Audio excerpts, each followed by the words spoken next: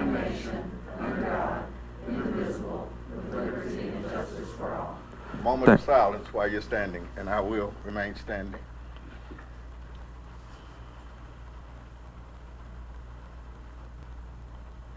Thank you.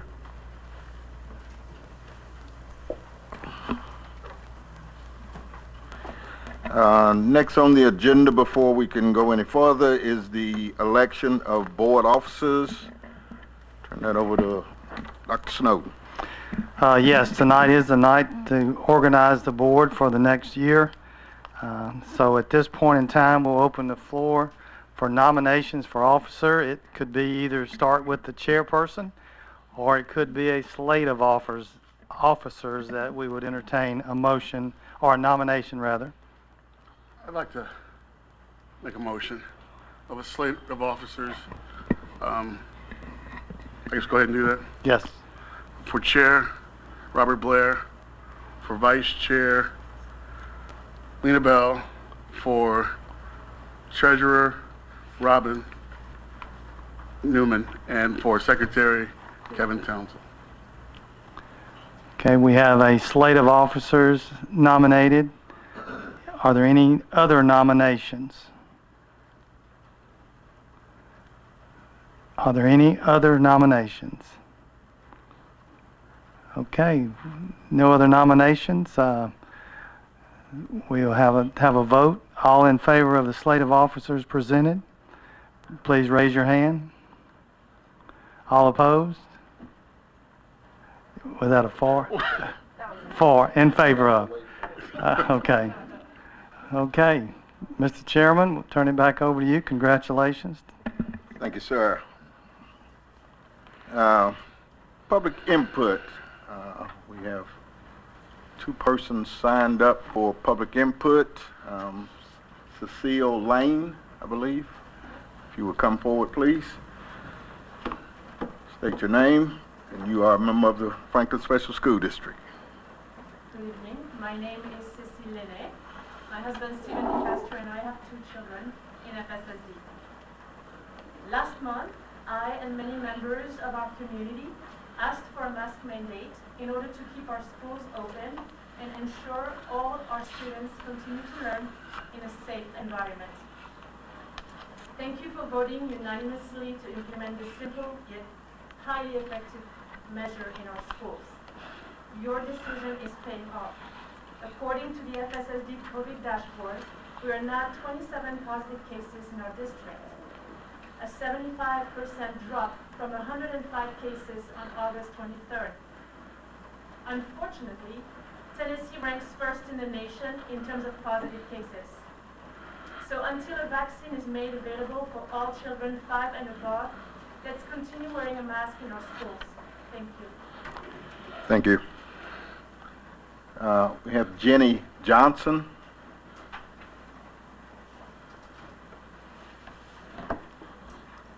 Good evening.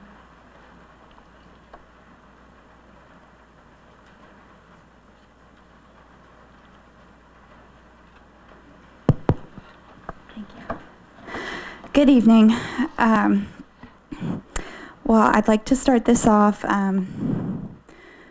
just to note two facts. One is from last month's issue of New York Magazine, referencing the CDC's large-scale study of COVID and school safety measures in Georgia's K-5 schools.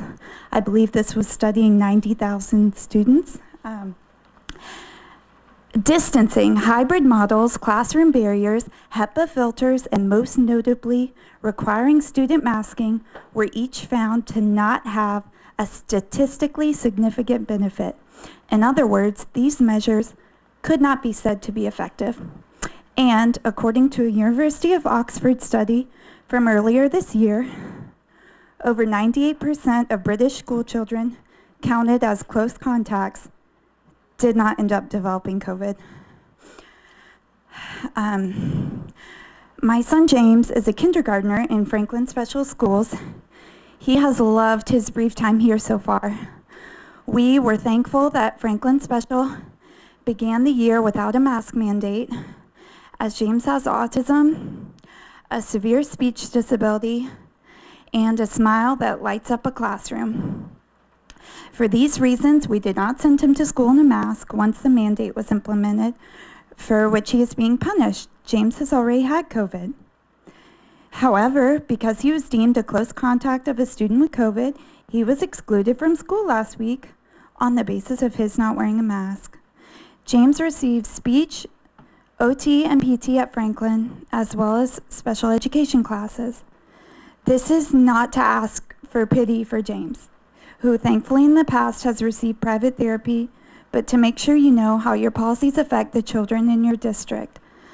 I suspect many children may not have access to outside therapy services, or may even have unstable living situations.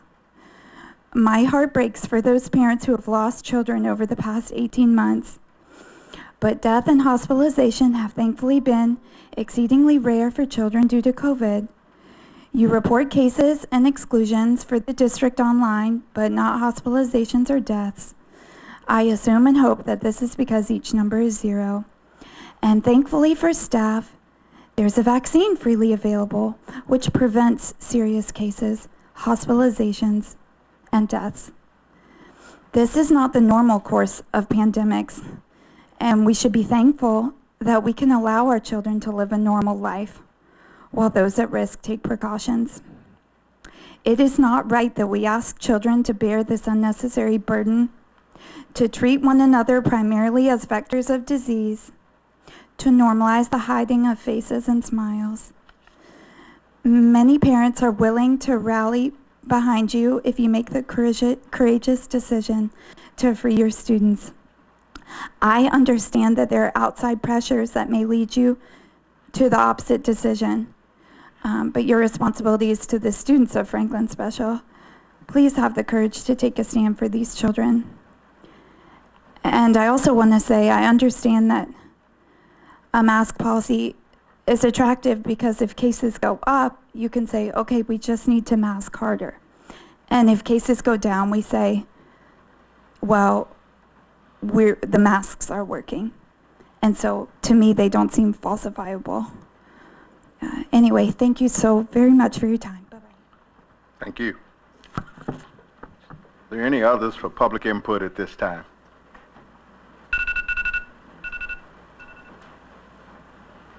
If there are no others, then we will declare the public input session is closed, and we will move on to reports, presentations, and discussions. City of Franklin Parks and Recreation. Turn that over to Dr. Snowden to introduce our guests. Yes, we have with us tonight Lisa Clayton, the Director of Parks and Rec Department, City of Franklin, and Paige Cruz, Assistant Director, Parks Director, and they're going to talk to us about our baseball and softball bill project. So welcome. Thank you, Dr. Snowden, and thank you, Chairman, and as well as board members. We appreciate you allowing us to come before you this evening. We are here before you. You do have a bid tabulation that was provided, and we've also brought extras in case anyone in the audience would like to review. What's before you this evening is an approved bid tabulation and request your approval of the bid tab for the construction firm known as Sane Construction Company. On May 21st, 2021, the City of Franklin received sealed bids by the engineering department, and they were publicly opened and read aloud. 4 construction firm bids on the project, and the city recommends best low bid to Sane Construction for the total bid of $6,261,200. On July the 13th, the Board of Mayor and Aldermen with the City of Franklin unanimously approved the resolution to award the construction contract to Sane Construction. The funding for the project would be a collaborative effort between the City of Franklin and the Franklin Special School District, and all of the project costs shall be split 50-50.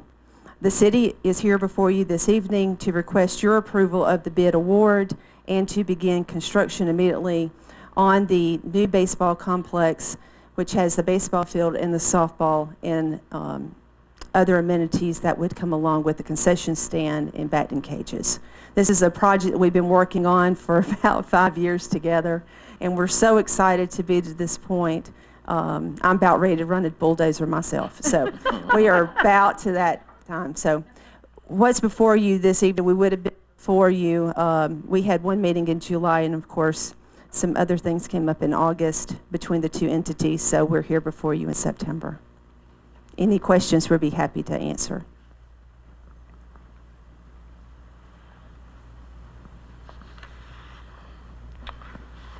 I have a question. From the estimated cost to the actual cost, do you know where that increase mainly fell from?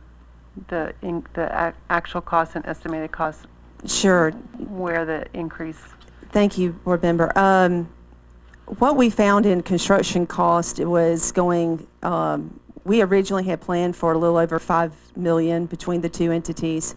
We originally bid this in 2020, and the lowest bid came around $7 million. The construction costs were sent with road construction, not just Parks and Recreation construction, any of our construction, even with our new fire station that we have in Goose Creek area, has all increased over sometimes 30 to 40%. And so it's just the signs of the times that I believe right now. We do believe we've value engineered this project. We've worked closely with your team and with ours, and we believe this is a good cost. Some of the costs will come later as we're going to bid some of the project through contracts as well that might be basically cooperative that we have between the two. And that's where some sports lighting, some amenities that we would, the bases and anything, netting, those kind of things will come off of that. But this is mainly construction. Yes, sir. Hey, Lisa, the FSSD and the city are splitting the cost 50-50.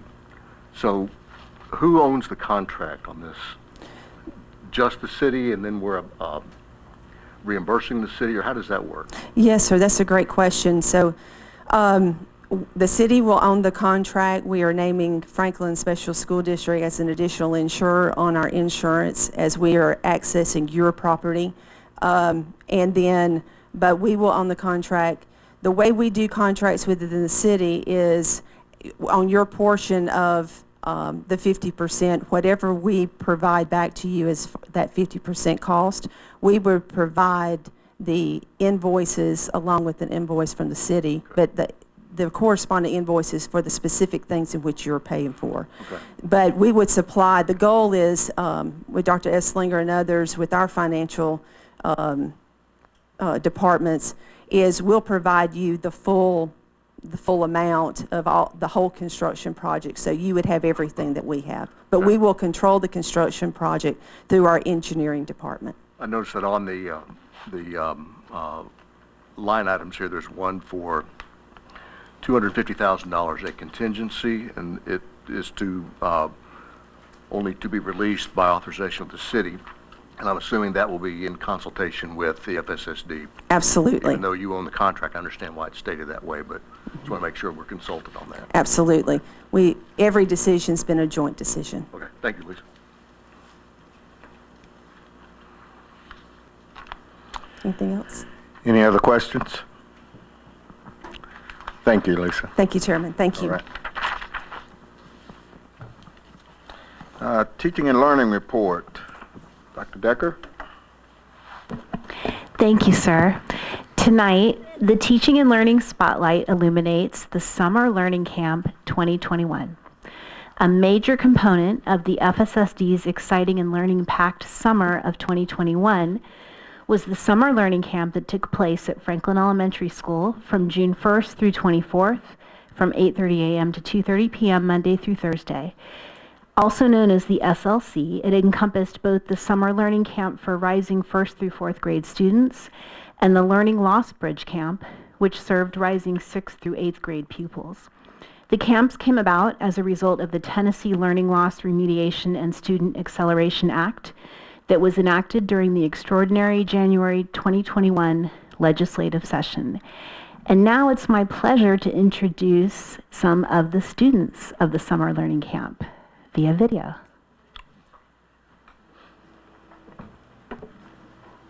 I liked it because I made lots of new friends. I liked it because there was new teachers that I'd never met before. I get to see my friends and learn a lot of things.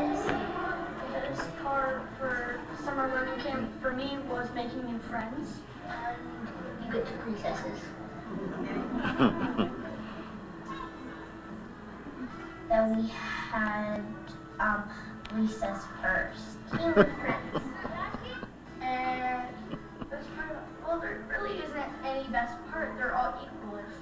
The best thing that happened this summer at summer school was making new friends, and one thing I learned is how to divide fractions.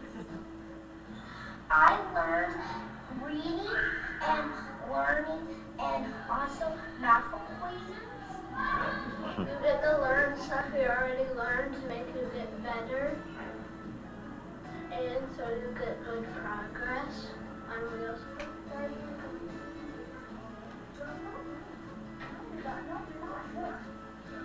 I learned at Summer Learning Camp how to multiply and divide fractions. I learned how to multiply 2-digit by 2-digit numbers. I learned how to divide millions. Teachers taught you what you needed to learn? Summer Learning Camp it's just improving how you already learned stuff. I learned at Summer Learning Camp how to multiply and divide decimals. What I learned at Summer Learning Camp was really fun.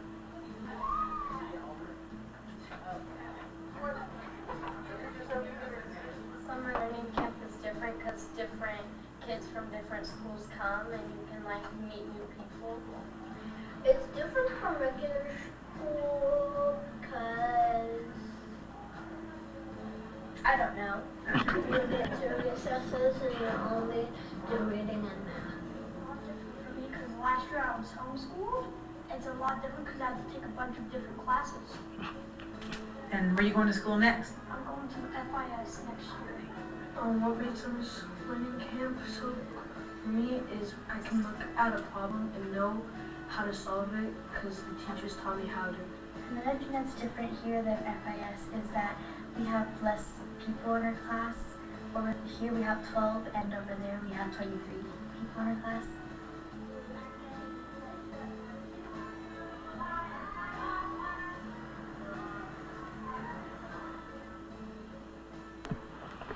And now please welcome our Summer Learning Camp administrators, also Poplar Grove Elementary School teachers. They're going to share their thoughts and reflections about the summer learning camps, Dr. Cinnamon Collins and Dr. Star Wallace.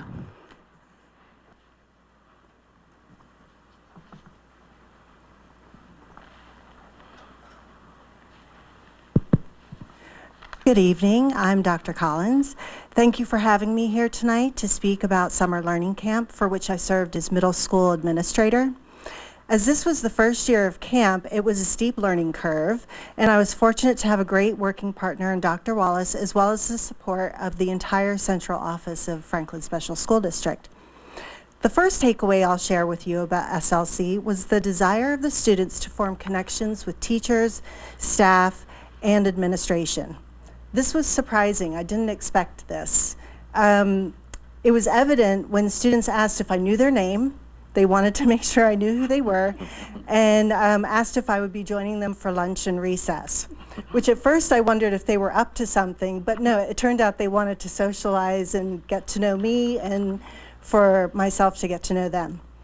When given the end of camp survey, a couple students suggested that giving a presentation on themselves at the beginning of camp next year would be good, so that their teacher and classmates would get to know them.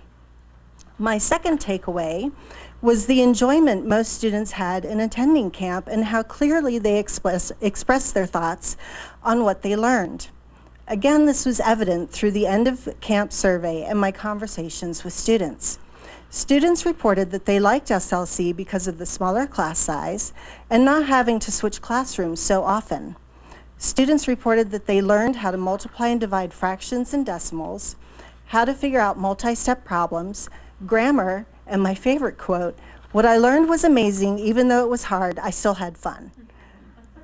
As an improvement for next year's camp, I believe that the addition of a school counselor on staff would be a great benefit to the students.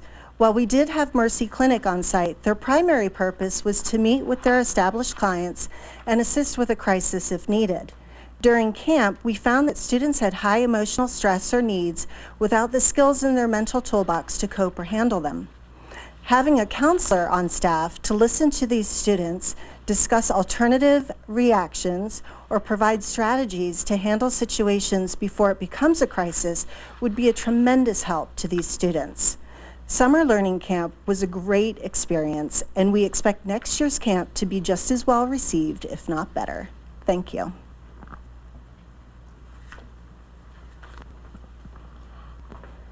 Good evening. Well, the last time I addressed the board, I was an administrative intern at Johnson Elementary, just, learning more deeply about school leadership. And this summer, I had the opportunity to serve as the elementary administrator at our summer learning camp. The knowledge and understanding that Dr. Collins and I gained through this experience, from the planning and the staffing and the actual creating of our summer learning camp, was incredibly significant, and it will stay with me for a very, very long time. What we learned will take much longer to share than the time we have tonight, but I am excited to give you a little glimpse into the amazing program that we had this summer. First of all, we staffed 4 classes of each grade level, rising first to rising 9th graders, with our phenomenal FSSD teachers. Many of the teachers were able to work all 4 weeks, and the ones that didn't were subs for us when those teachers needed to be out. According to our SLC teacher survey, 90.2% of our teachers this summer felt extremely supportive and gave positive feedback that they'd be interested in teaching again for summer learning camp, which just, made our hearts just explode. We were so glad to hear that news. It was so encouraging. Secondly, the students, as Dr. Collins said, really benefited from the smaller class sizes and more face time with their teachers. But those lower numbers also allowed the students to have the ability to create a special bond with their teachers. And that relationship led to lots of successful interactions throughout camp that impacted the students on a level that went way beyond academics. And I am a firm believer that those relationships between the teachers and the students are why our summer learning camp was such a successful and safe place for our students this summer. I really count myself really lucky to have had the opportunity to serve as the administrator with Dr. Collins. We did get some feedback for things that we're looking to maybe improve for next year. The teachers recommended that, we all heard this, the kids loved 2 recesses on the schedule. I mean, every kid you ask, are like, we love our 2 times out on the playground. The teachers recommended that maybe we incorporate one of those times as a more structured related arts type rotation to give the kids more of a creative outlet and a chance to express themselves throughout the day. So that's something that we could definitely consider for next year. So thank you for your time, and thank you for your support of our summer learning camp. We really appreciate you. Does the board have any questions? I was just going to share that Robin and I had the privilege of going and taking a look at your best practices, and the delight on the kids' faces was enough for us to see, and for the teachers to thank us personally for support. Really meant a lot. I saw the therapy dog. I thought that was a helpful addition. And then you mentioned, some other things. Is there anything else we can do to support you guys for next year? Really, you supported us so much this year with, this idea was brand new. It was something that we'd never done before. Some of the things we didn't know until we knew we didn't know. And so everyone was really quick to react and to support and to be right there, helping us brainstorm solutions in a quick way and implement them quickly so that there was no time lost. So just that continued support would be the very best thing for us, in my opinion. Thank you. Thank you so much. Thank you. Great. Appreciate it. Dr. Esslinger. Good evening, everyone. You have before you the monthly construction report that has some bulleted points about each of our several construction projects that we have going on right now. You also have a pictorial report of the gym and the PAC, which ought to get your blood pumping and your excitement up with seeing some of those great pictures of this thing we've been talking about now for several years, actually having walls and sheetrock going up and some shape on the interior. So that was I took a tour of it a couple of weeks ago, and it is very impressive. So just open the floor up for questions if you have any. So that's not an artist rendering, these are actually photos? Those are actually photos, yes, sir. It doesn't seem like it was that long ago I was there, it didn't look like that.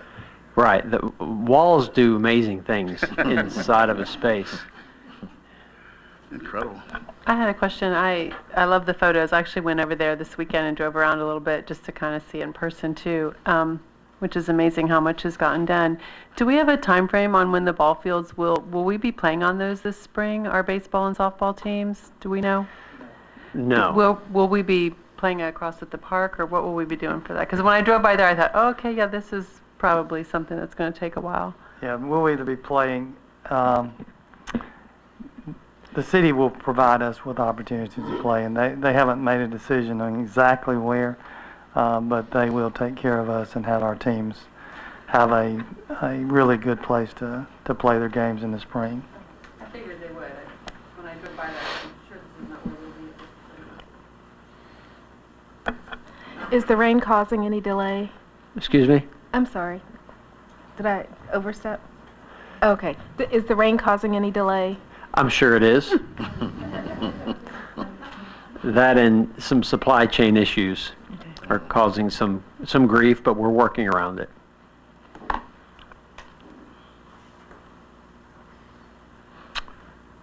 All right, no other questions? Thank you, sir. I have a couple of appointments we need to address. The 21-22 Community Pre-K Advisory Council Board Representative, Mr. Townsell, served on this council last year and has been persuaded to do it again this year, so thank you, Mr. Townsell. Is that correct? That is correct. Okay. Thank you, sir.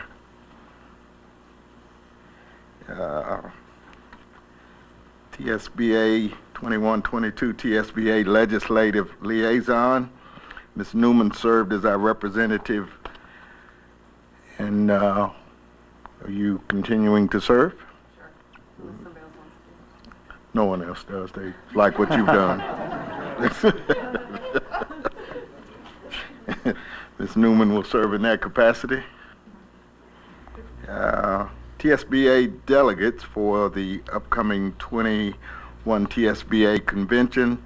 I know Ms. Bell has already said she would serve. Is there anyone else? Ms. Newman will serve. Mr. Townsell, are you available? Yes, I'm available. Okay. All right. So we have Ms. Bell, Ms. Newman, and Mr. Townsell to serve as our delegates. Thank you all. Okay. At this time, takeaways from the 21 NSBA Cube Conference, which was held this past weekend in Atlanta. I was able to attend that, and it was, I guess, first of all, it was just great to be able to go to a conference and see what learning has changed for other people across the country. And I do want to commend Atlanta and the CUBE Conference, first of all, for the COVID precautionary things that they had in place. Obviously, you had to already have had your shot or show that you had got a test in the last 72 hours, and each day you had to be able to fill out a report, and you got a different armband, and the spacing that they did was great.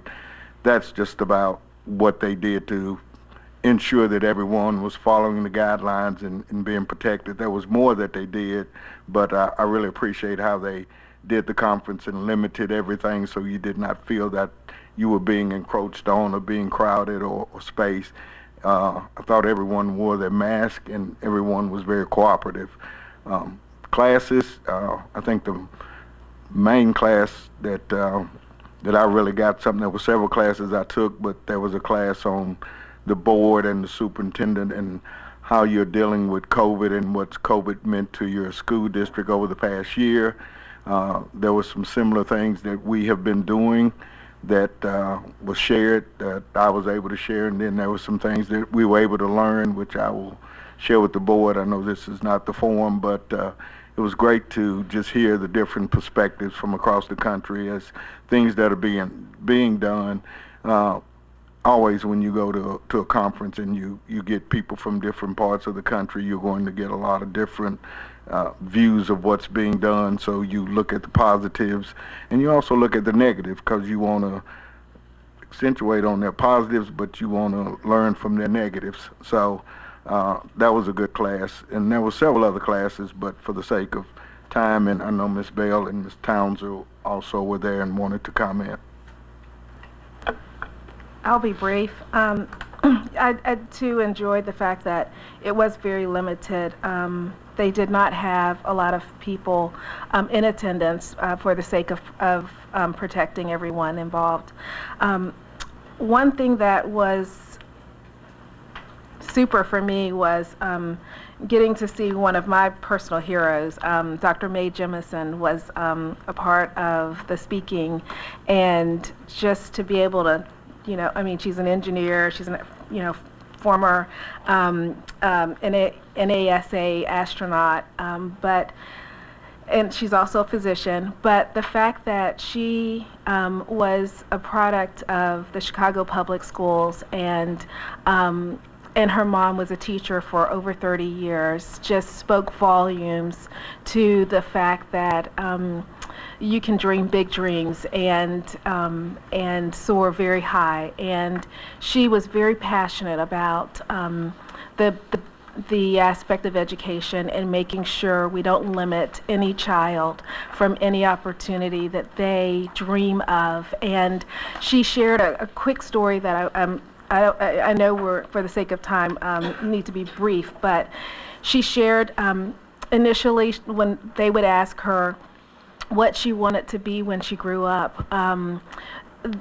She had a person in her class, and it wasn't her teacher, but it was just a person that came to visit, and she said the person,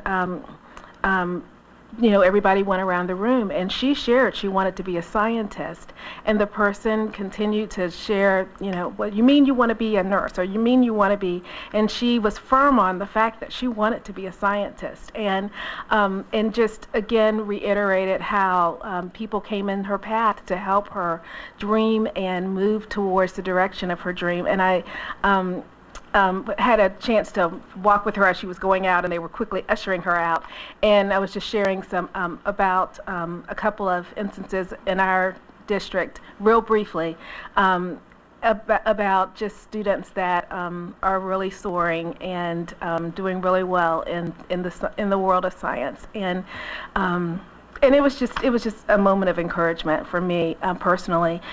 Finally, the one class that really was shocking, and I've already had some conversation with Selby, was protecting students from exploitation. And as Nashville continues to become the IT city, we need to make sure we're being as vigilant in making sure our students are well protected. And it's just a blessing to know that we have procedures in place already, preparing ourselves from unwanted guests that would even think to prey on our children. And so that was very eye-opening, and not something you necessarily want to sit and listen to, but very necessary for us as policymakers to make sure we are firm on protecting our children.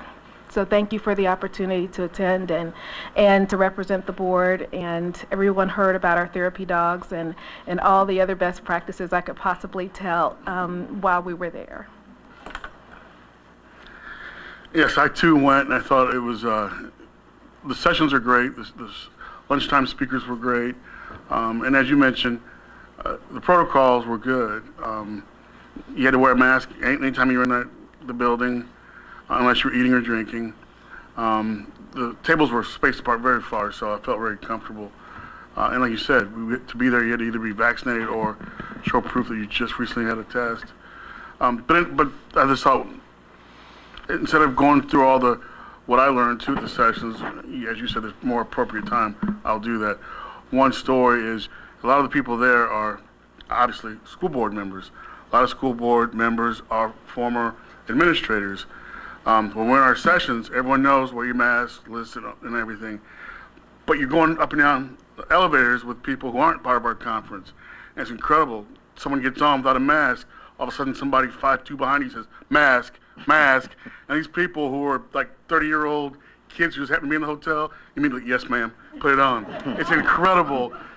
And you just turn around and you say, oh, yeah, former administrator. You can just tell. But anyway, it was a great session. I was very motivated by the gentleman from Miami-Dade. My gosh, he left after he was through speaking. I just wanted to, yeah! So it was good. Good stuff. Was he the guy that was at TSD one day? Yeah. Oh, yeah, he was. Yeah, very energetic. Is he still so he's at Miami? Yes, yes.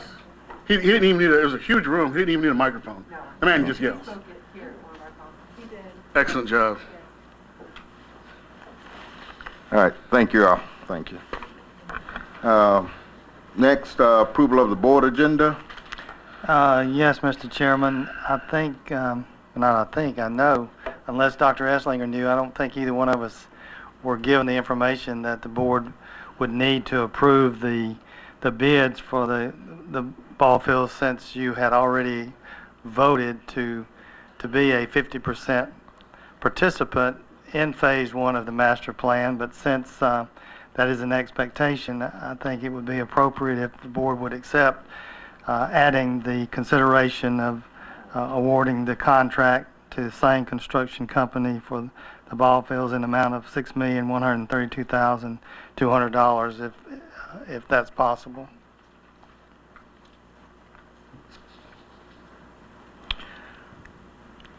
Yes, it's possible. Okay. All right, we need a motion. I'll make a motion. All right. And as I make a motion, as I always have to do, yes, I work for the city of Franklin. My decision to vote for this has nothing to do with the fact I work for the city of Franklin.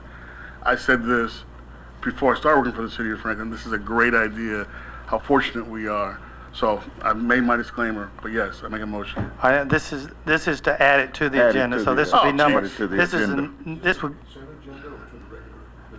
I think we could do on the consent agenda. On the consent. Item number 7 on the consent agenda is what we would like to add.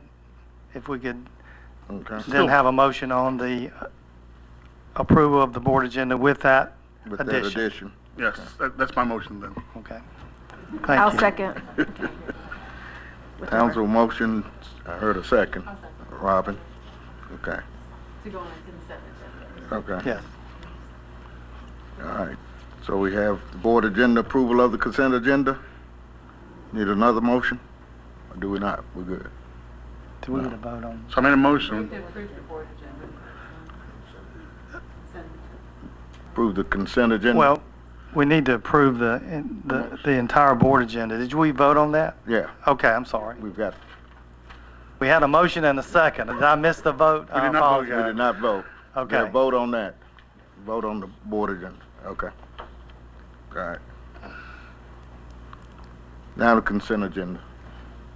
We I'll have a make a- motion on that. I'll make a motion for the Second. consent agenda. Second. All in favor? All right. Good. Thank you. Business for the board, Dr. Snowden. Yes, first item is consideration of extension of the temporary mask requirement. As we have all seen, COVID cases within the county continue to be at a significantly high level.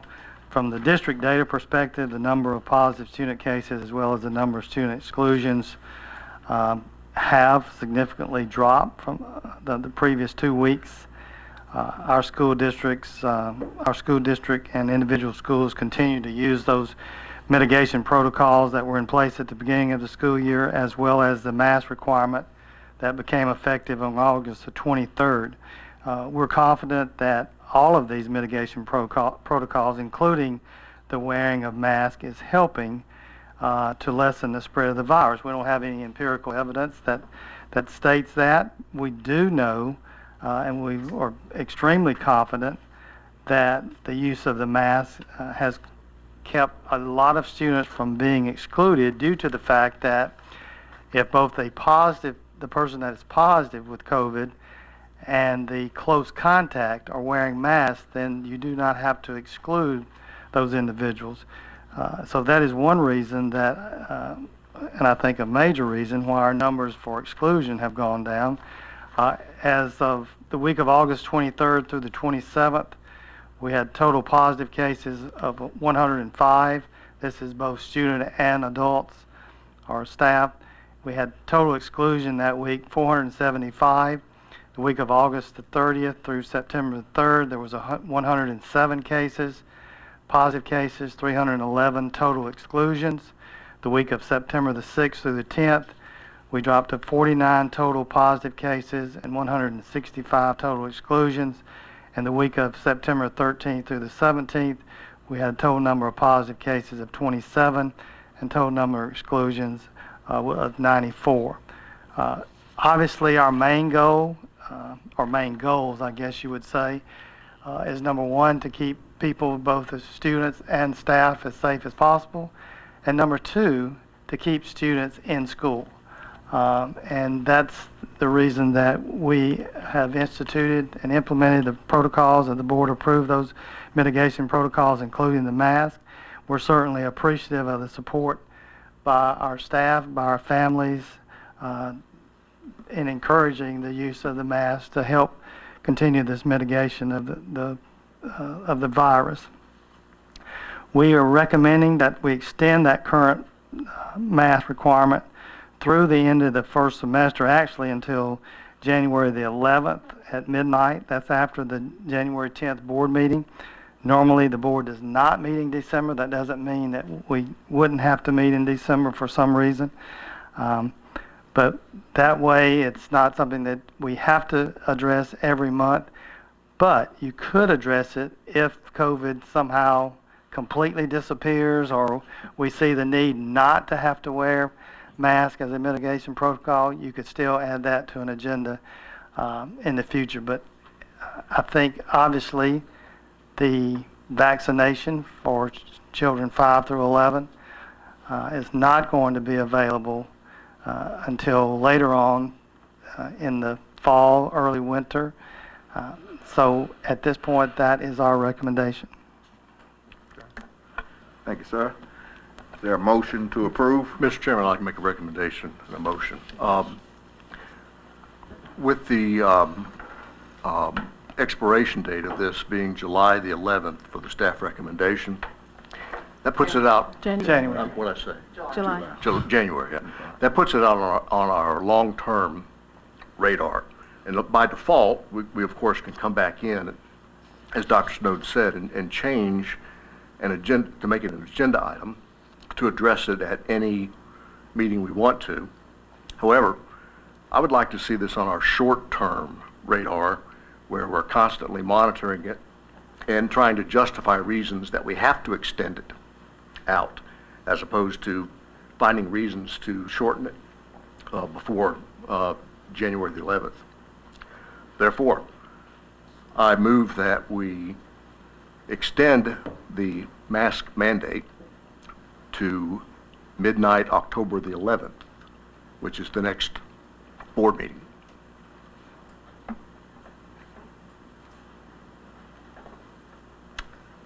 All right. And is that's a motion, so now we discuss, or do we need to have a second before we can discuss? We need a second to discuss. I'll second it so we can discuss it. Okay. Are you recommending that, Tim, so that we can evaluate it monthly? Absolutely. May I ask a question? What would keep us from continually evaluating it as we do as our COVID team meets weekly? So I'm guessing, how is that different? Well, it would be a standard board agenda item that we would have to discuss. Okay. My unreadiness is that if we do it that way, and I understand why, because I want us to look at it every month too. In an unlikely event, we don't have a quorum and we can't meet a month, well then it dies. and the mask mandate's gone the very next meeting. I've been on the board 24 years, and we've never had a meeting from canceled because lack of a quorum. Yeah, but technically, what I said is true. So because of that, it's so important. I wouldn't support that. I would support us looking at it every month, but I wouldn't support us being lucky again and we all show up. If we don't have a quorum, they could die. And there's a lot of pressure on us to vote another way, so I just wouldn't support it. I think it is an important topic to discuss every month. I want to make sure we're not keeping people on edge, and perhaps that's why we said let's do this through the end of the semester, but we can always come back at each meeting. We could have it as an agenda item each meeting without having the mandate expire on the 11th of October. We could just say that we're make a motion that I'm not saying that we need to do this, that we are going to go till January, but at each board meeting we will evaluate. I do think some people want to know an end game, right? And I understand that. A lot of the public does. I was just looking at the case numbers, which of course from what you said have significantly dropped from a month ago. Our active cases and the number of students that have to stay home, which is a health department requirement, which I want people to understand more than our requirement. The health department is who determines which students go home, correct? The health department is the only organization that can quarantine a student. Right, so it's not, I just want to clarify that so people know that's just the health department regulation. We don't know as a board in a month from now we could be down to 1 and 1. And do we want to have the mask mandate on until January 11th because of that? I guess it'd be interesting to discuss if we think it's appropriate. This summer we did not have a mask mandate at our summer learning camps. And I don't know if we can look at what the data was then. You know, we have been at a point in our district where we did not require masks during COVID. That was this summer. Obviously, we had to do it again, and I guess Selby and Amy, maybe you're the two that could make suggestions. And I'd like to hear what you think of this, evaluating it every month. Well, that's not the question. We said we're going to evaluate it every month. So the question is whether we let it expire at the end of the next meeting, or if we let it go till the end of the semester, January 11th, but look at it every month. So I think that's the question. Which is what we did in August. We said we would go till September 11th or September 20th, and it would expire, and we would look at it again. Yeah, I didn't feel comfortable. I think in the semester it makes more sense, and then we can still evaluate it every month. But again, I don't like to have a policy that there's a chance that, I mean, we have missed meetings before. We have canceled meetings. A flood, something happens and we can't meet. Based on what we vote tonight, if we say it expires at a certain date and we don't meet or we don't have a quorum, it expires. Well, should not we then just consider moving it through the end of the school year? As opposed to January 11th. Right. And I think the resounding answer would be no, because we need to look at it constantly and justify why we are extending it, or why we require it one more day than what the data says we don't need it for. Go ahead. No, I was just going to say, I understand why you're considering that. I think my concern is I think we need to have two motions on the table. One, to have this placed in our on our agenda so that it's something that can be discussed monthly. But I also think we need to finish with this motion and determine whether or not it's going to pass or fail so that we can go to the second motion. Dr. Snowden, you're recommending that we extend it through the end of the first semester, and is that what the COVID team recommendation is as well? I'll let them speak, but yes, it is. But if they want to add anything. Can you address the concerns that you're hearing us express? What I'll say is, and I've said this before, and I know Nurse Fisher will probably echo the same thing. We are looking at COVID numbers and talking to people in the community, talking with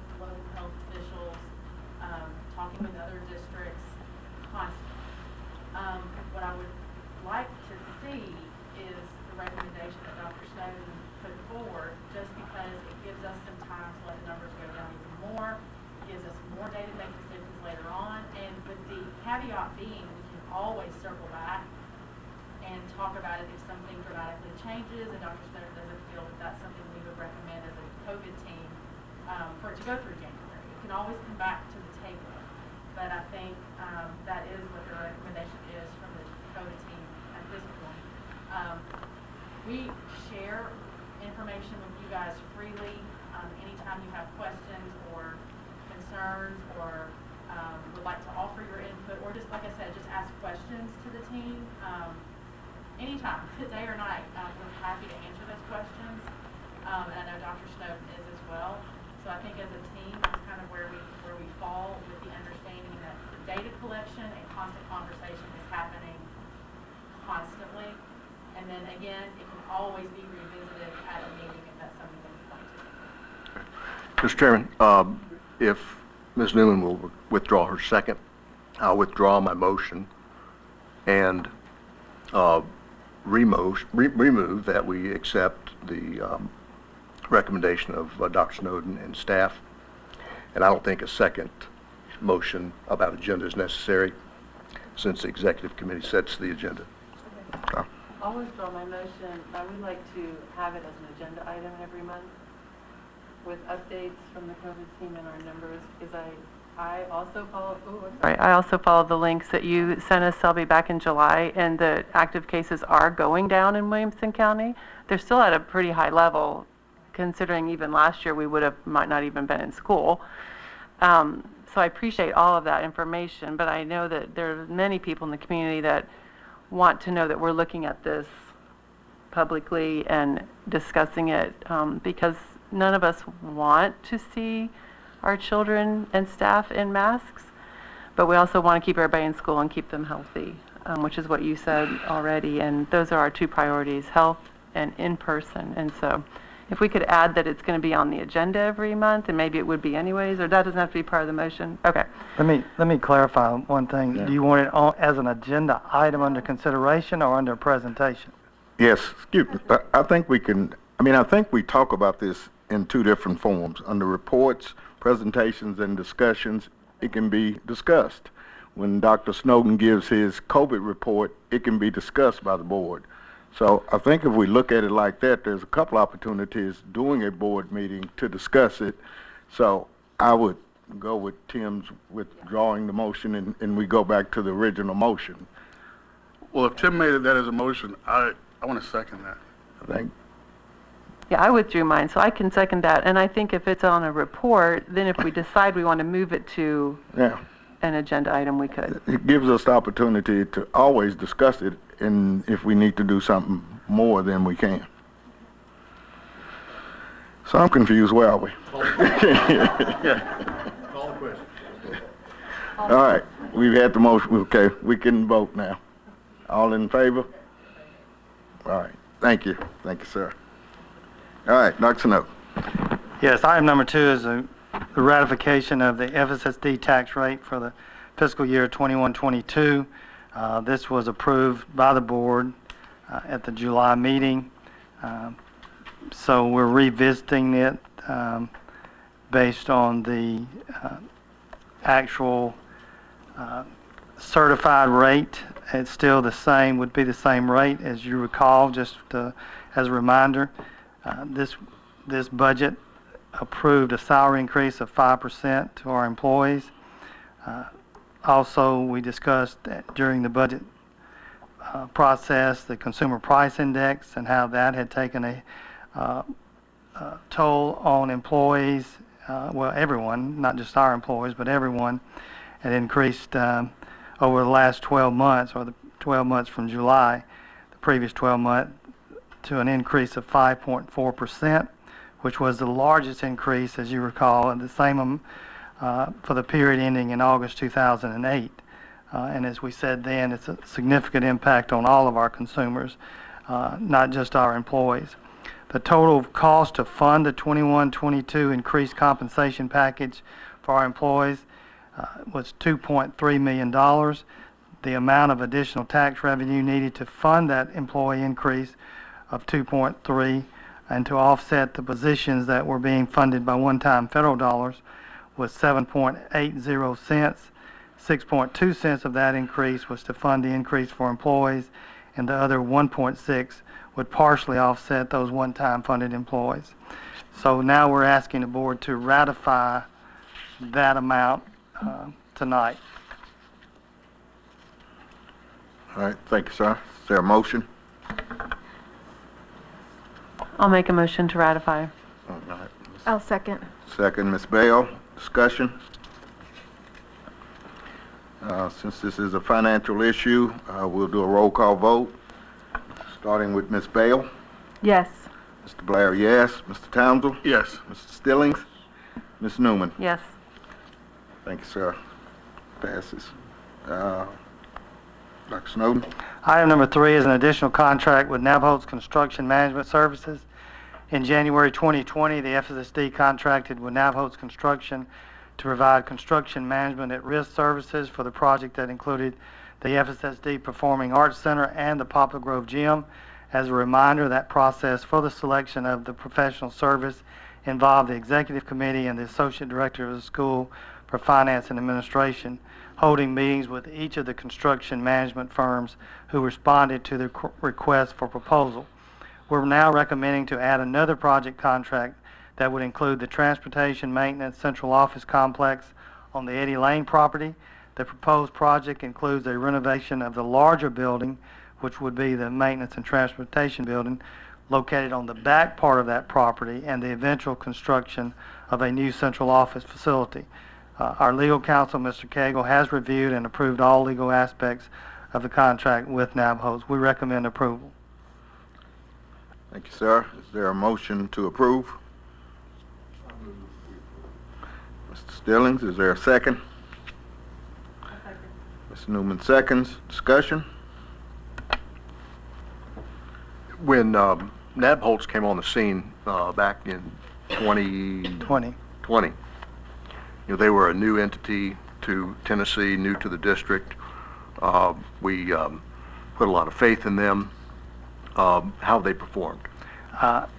Exceptionally, in my opinion, and I think Dr. Hesslinger would echo that as well as Chip, and I think the principals of Poplar Grove have commented about the professionalism, and they keep safety at the forefront of all the decisions they make there, as far as what I've seen, and I think the communication I've received from our principals, and I think they've just done a phenomenal job.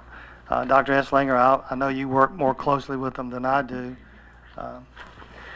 I would concur with all of that.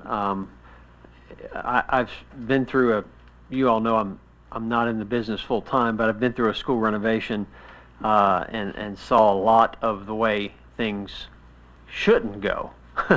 And now I'm seeing the way things should go. We've been very pleased with Nabholz. Their communication's great. Their professionalism's great. If there are issues that pop up, which they do, they're very open and honest about it.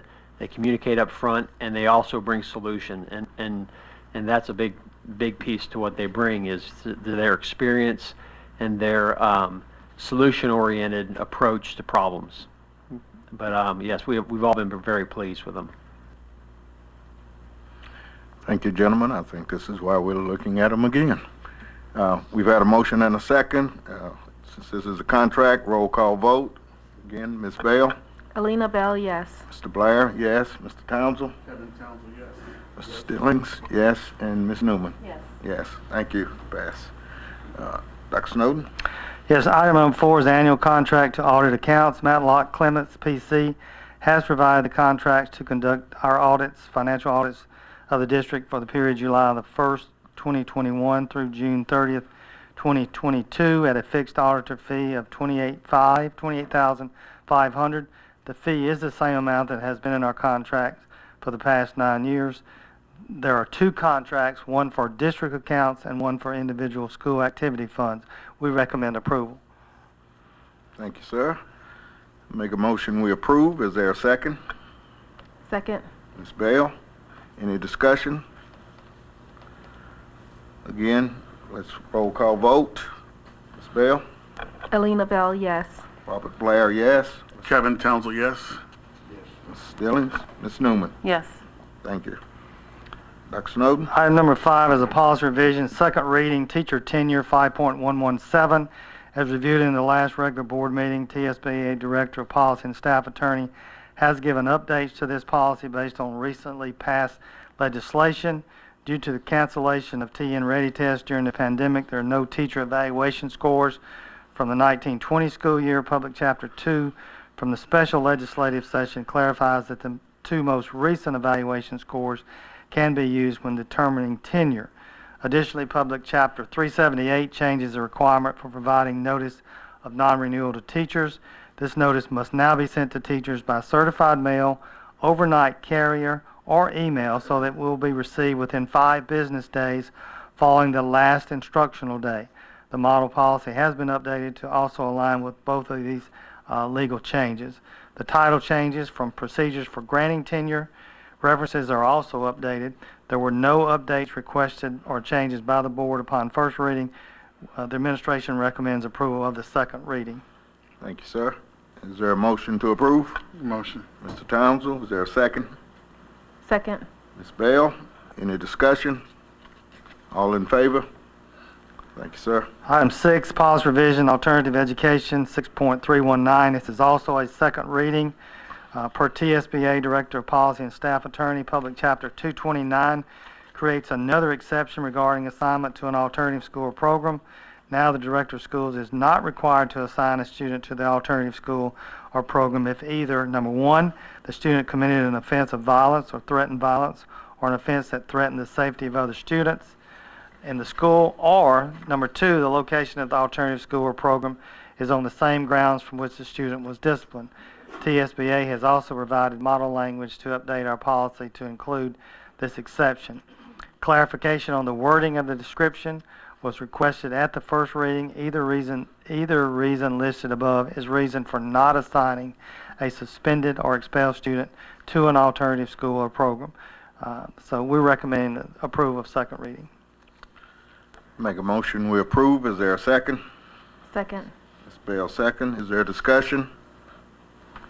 No discussion. All in favor? Thank you, sir. Item number 7, policy revision, security 3.205. This is a first reading.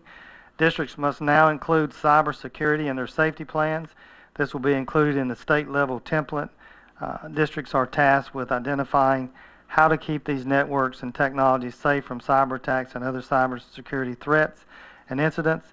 A review and update of this policy is based on the TSBA model policy and adapted for our district, as well as bringing the policy up to current practice. We recommend approval of first reading.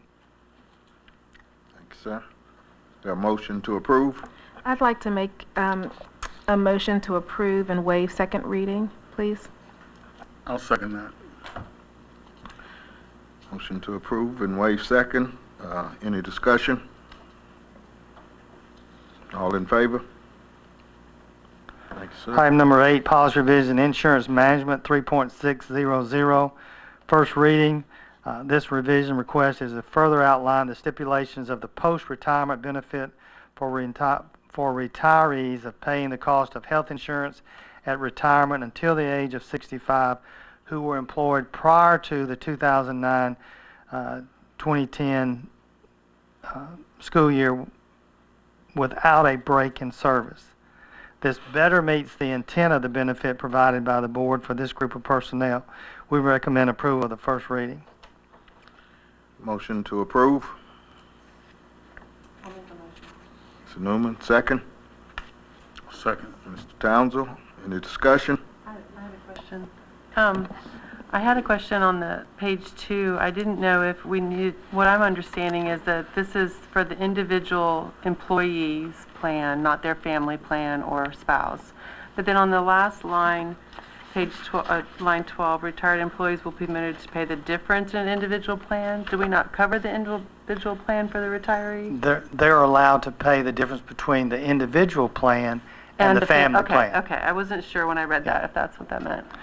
If they want to have their family on, they have to pay The difference between the difference. Okay. Any other discussion? Have a motion and a second. All in favor? Thank you, sir. Item number 9, policy revision, special programs, homebound instruction 4.2061. This is also a first reading. This policy revision is due to a change in State Board of Education regulation for homebound instruction. Noted is the addition of specifying the treating physician to certify or recertify the homebound need. Duplicate language has been removed and references have been updated. The administration recommends approval of the first reading. A motion to approve. I'll make a motion to approve. Ms. Bell, second. A second. Ms. Newman, any discussion? I have a question. How many homebound students do we currently have? Dr. Decker?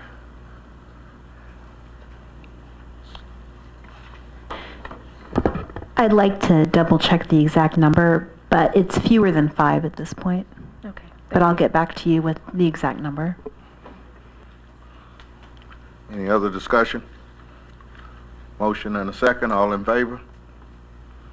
Thank you, sir. Item number 10, policy revision, textbooks and instructional materials 4.400 and deletion textbooks 4.401.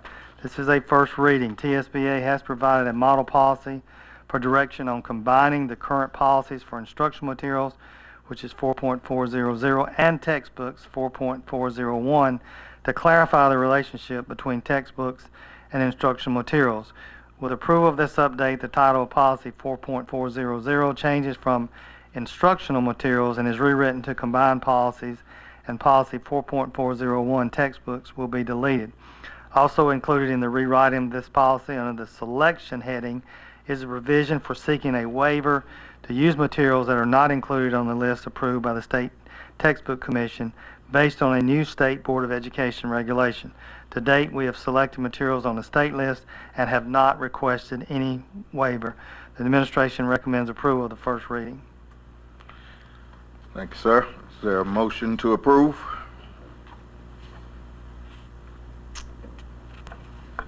Mr. Stillings? I'll Ms. Bell. second. Ms. Bell, second. Any discussion? All in favor? Thank you. Item number 11 is the new policy, COVID-19 sick leave 5.3023. As you recall, we had a COVID sick leave policy, a federal policy, or federal guidelines in the first semester, and that when that ended last December of 2020, we adopted a new district policy for the remainder of the semester, which ended June 30th of 2021. And we also deleted that policy at the July meeting. Due to the fact that many personnel have been negatively impacted again this year by COVID-19, many have requested, and we agree, to consider the reinstatement of a COVID sick leave policy. Excuse me. The administration requests that this policy be reinstated and retroactive to July 1st, 2021, and that it carry through December 17th, 2021 for any employee being unable to work because the employee has a confirmed diagnosis of COVID-19. We're recommending approval of the first reading. Thank you, sir. Is there a motion to approve? Ms. Newman? I'll second. Ms. Bell, second. Any discussion? I'm sorry, you go ahead. Okay. So this is not the exact same, I'm reading it, but it's not the same policy we had last time. It is This not. is simply if you must leave because you have a confirmed diagnosis of COVID-19.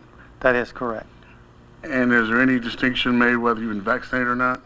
No, there's not any distinction.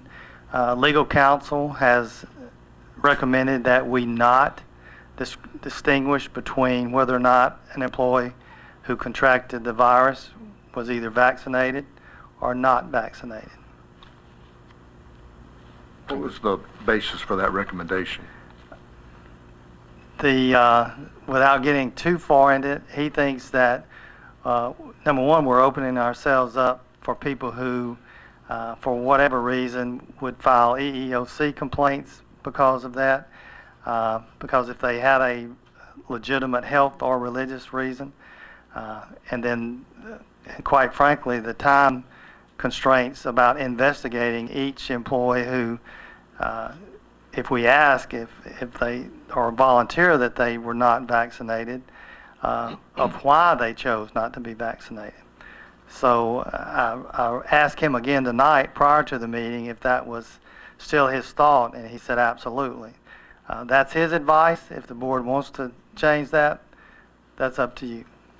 You know, I go back and forth on this, debating it in my head every day. It seems that if we're instituting this generous policy, for the reasons we are, those that have the potential to be affected by it would avail themselves of every precaution available so that they wouldn't have to use it. So from what I'm seeing, except the legal recommendation notwithstanding, I would like to see some teeth put into this. If vaccinated, then they're eligible for the additional sick leave.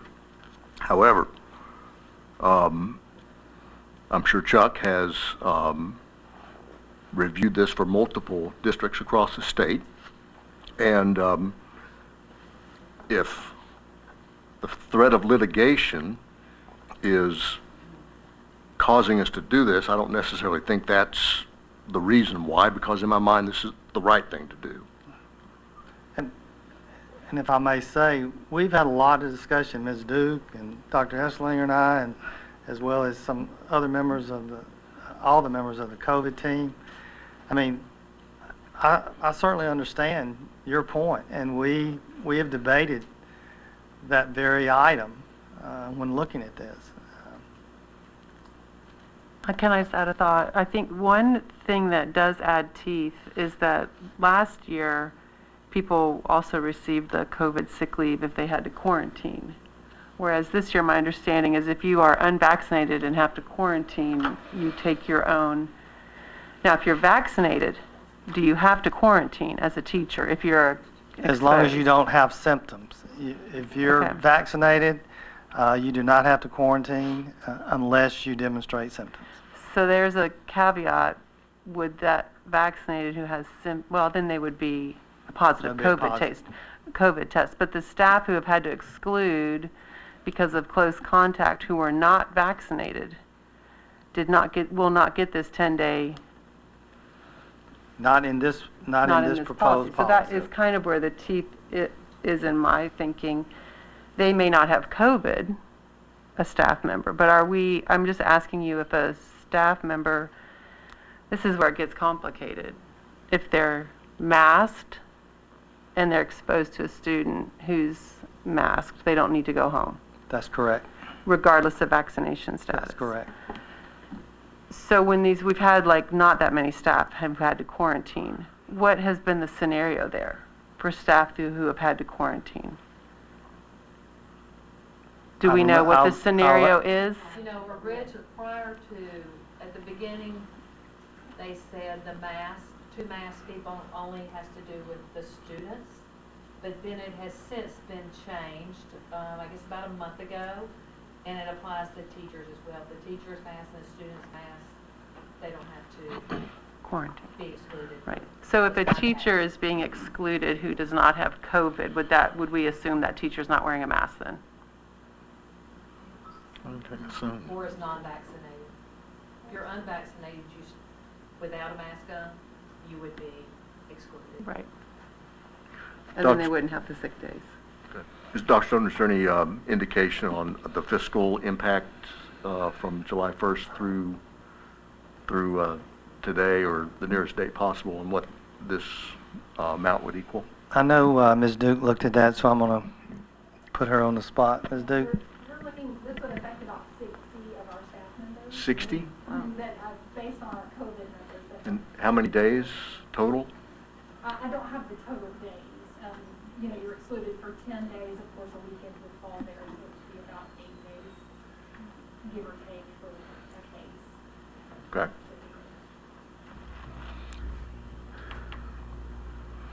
Well, I just want to say I understand what you're saying, because I think if we could push people for their own good to get vaccinated, I would want to do that. It does seem curious to me that we can treat people differently in terms of if you've been vaccinated, you don't have to be quarantined, and that's okay. But if we want to say we're going to treat you differently in terms of COVID pay, that's a legal problem. I'm not trying to challenge Chuck. I respect Chuck and what he says, but I don't understand how you can legally say it's okay to treat him differently here. You can't treat him differently here, because I, like you said, I prefer to say that do your best to not get it. If you get a breakthrough case, we'll take care of you. But to say I'm not going to do anything, and if I get it, the school's going to pay me, I think we're enabling them. I think we shouldn't do that. So I'm stuck. If Chuck says don't do it, I'm not going to try to go against that, but my gosh, I don't get it. I understand. Like I said, we debated. I don't know how many times Ms. Duke and I debated it. Many times. Ms. Duke, anything else to add that I missed maybe in? I think the conversation began at the beginning of the year with breakthrough cases was really our biggest concern. We did have several teachers who were vaccinated and became ill really right at the beginning of the school year. And so I think that's where the conversation began. I don't have an answer about the legal challenge. It would be maybe cumbersome to collect vaccination data and really trace back. But we're happy to do that and try to make those determinations on a case-by-case basis. If we have an unvaccinated employee who does contract COVID, what was the reason for not being vaccinated, and would it fall under a protected criteria? Is there a 1-to-1 ratio between days out versus subs brought in? No, sir. We don't have 100% sub-fill rate, so there are times that our certified or classified staff is out and is not filled by a sub. Okay.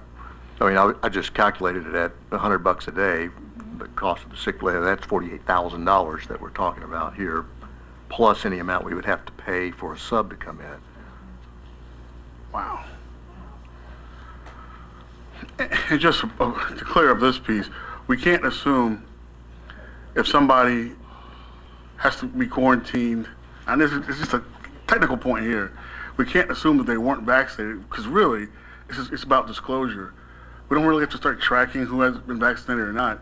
It's simply, if you want to say, I'm entitled to the COVID pay, we then would say, well, then just prove you've been vaccinated if we went that route, and they prove it, and they can show us. I wouldn't want to start tracking who didn't have it, who doesn't. Just simply, if you want to avail yourself to this COVID pay, prove that you were vaccinated. So I say it to say, technically, though, I don't know who would do this. Some people might say, well, I don't want to disclose. It's my personal right to know.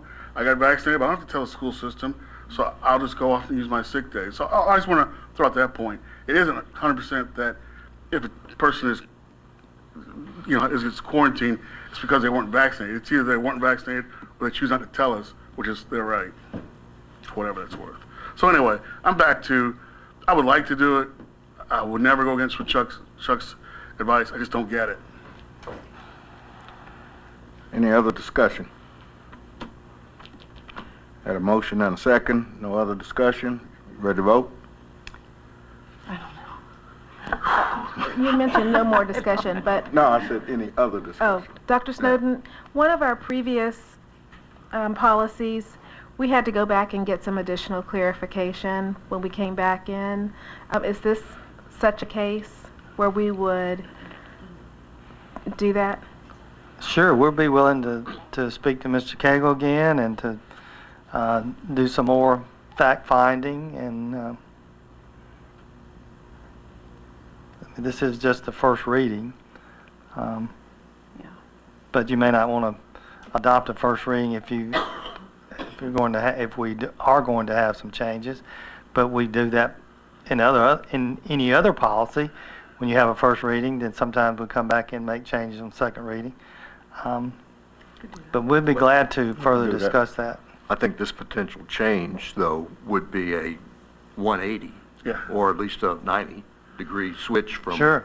from what we passed on first versus what we would pass on second.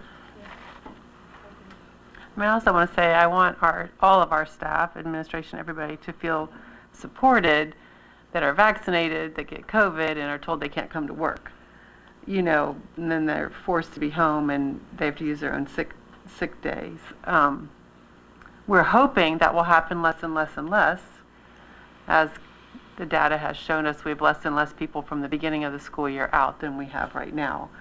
So I don't want this to sound like we're not supportive of this, because I think we are. Like if we're telling someone you can't come to work and you have to stay home and take your own sick pay, I'm talking about vaccinated at this point, or anybody, we have to decide. So I think we need to make sure I feel like I would want to support something like this, but I would like more information from legal about if we can have any parameters around it so that it's not used in a negative way, I guess.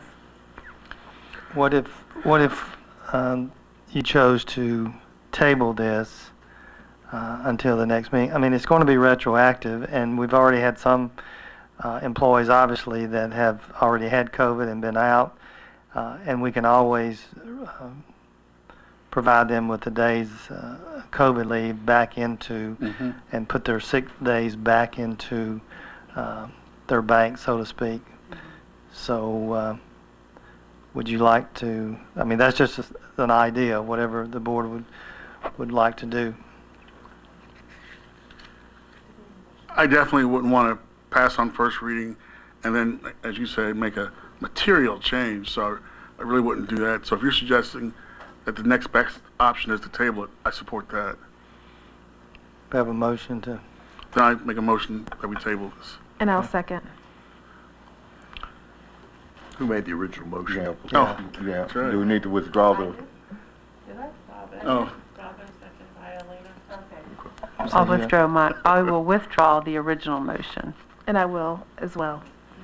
And then, so do I need to renew my motion? I'll make a motion that we table this Okay. until next meeting. Got a second? Second, Ms. Bell. Ms. Bell. All in favor?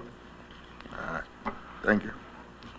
Item number 12, policy deletion, FFCRA leave, 5.3051. This is the first reading for deletion.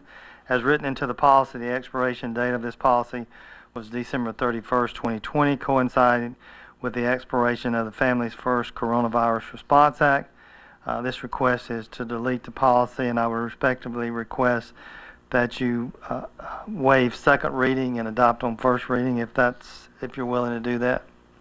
I'll make a motion to approve on first reading and waive second reading. Second. Have a motion and a second. Any discussion? All in favor? Thank you. Dr. Snow. And item number 13, policy revision, physical examinations and immunization, 6.402. This is a first reading. This is an item, if you recall, we pulled from the agenda last time. State law now includes an additional vaccine exemption in TCA 496-5001.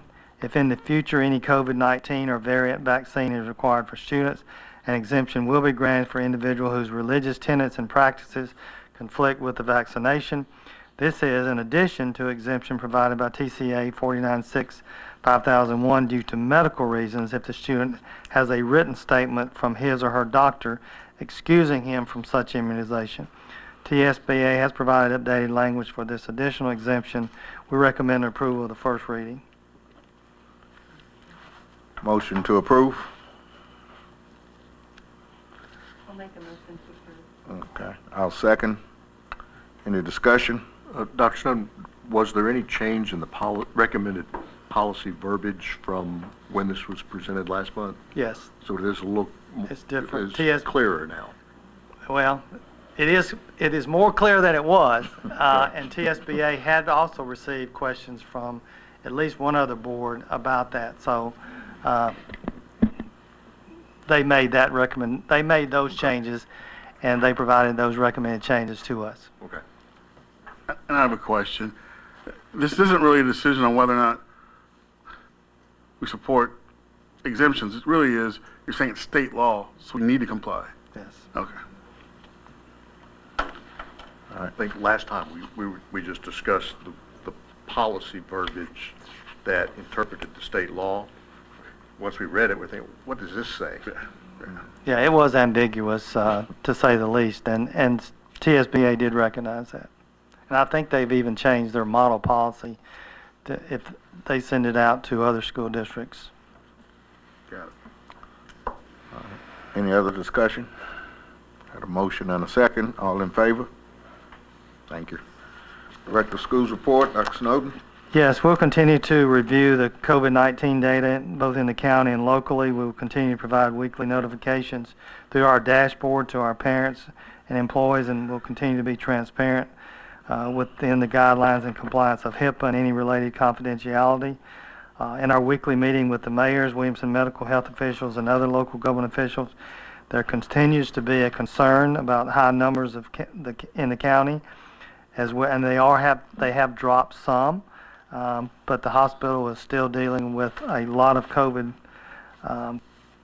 patients. Medical officials also do not expect the number of cases to peak until a few weeks from now. We were hoping that maybe we were at the peak, but according to their professional belief, that it's not going to peak. It's going to be a few more weeks before it peaks from the particular variant.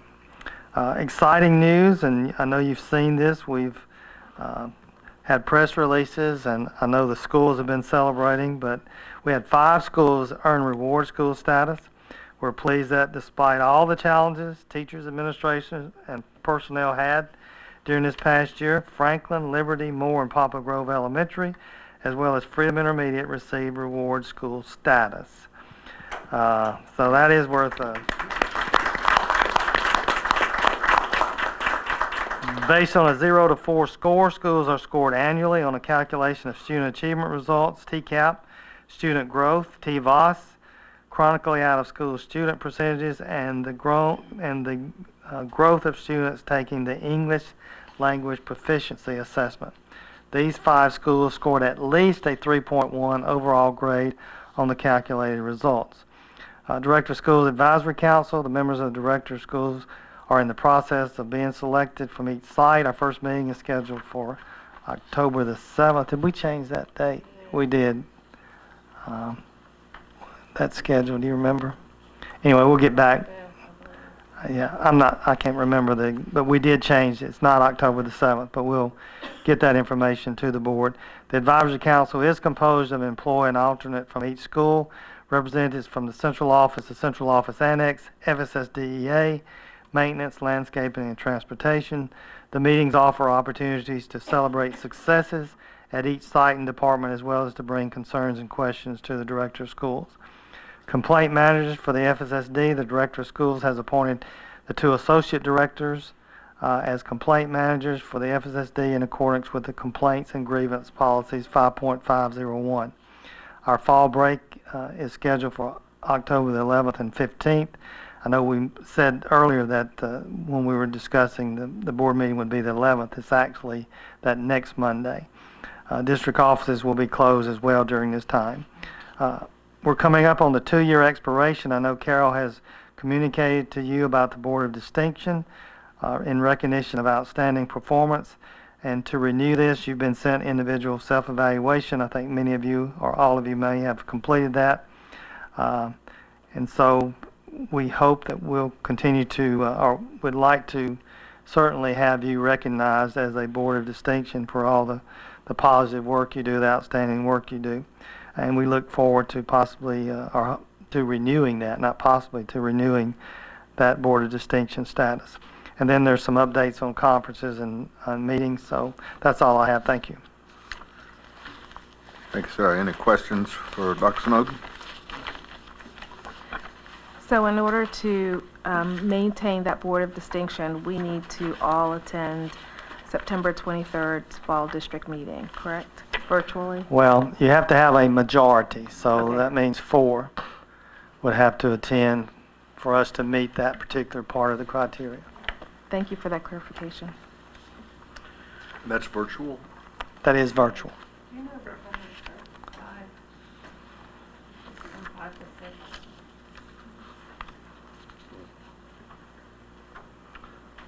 All right, updates, teaching and learning? Yes, sir. Ms. Bell, we currently have 4 students receiving homebound instruction. Quick update. Finance and administration? Yes, you have your monthly HR packets and reports. If you check out the sales tax collection report, we are continuing off to a good start this year with our sales tax collections for the month of September. For the month of September, spending that occurred in June, because we're in 3-month in arrears, is 19.3% greater than it was a year ago. So we are continuing a good trend to start the school year off. Thank you, sir. Quick question. Do you have any data on how that 19% relates to 2 years ago? Not in my head, but I can get it for you pretty quickly. I'll be glad to get that to you. Thanks. That might be a good data point going forward, too. Thanks, sir. Any announcements from the board? Seeing nothing, we are adjourned.